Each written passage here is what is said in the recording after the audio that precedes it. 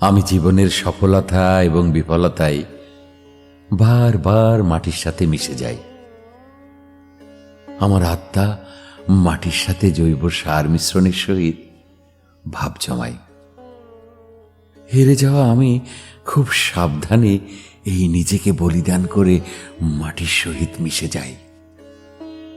অতঃপর আবার আমার নতুন রূপে জন্ম হয়, কখনো গোলাপের ছোট্ট চারা হয়ে, কখনো দুর্বা ঘাস হয়ে, কখনো কাঁটাযুক্ত ক্যাকটাসে, আবার কখনো আগাছার রূপে।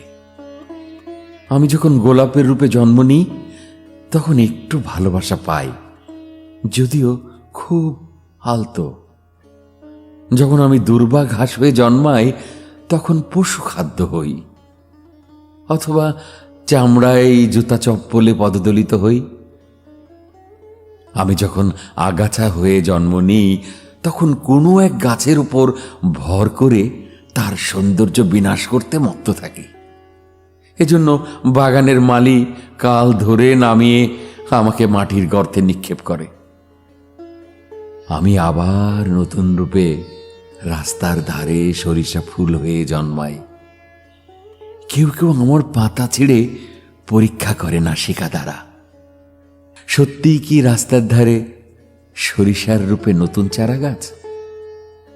আমি যতবার জন্ম নিই সব জন্মে আমার আত্মা রয়ে যায় মানুষের, কেননা আমি কারো নিকট সর্বোচ্চ সম্মান পাইনি। একটু ভালোবাসা, একটু সম্মান আমারও পাওনা, তাই না?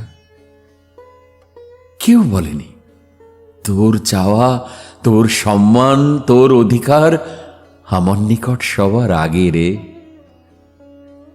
আমি জন্মগত ভাবে যা পেয়েছি সেটাই আমার প্রাপ্য।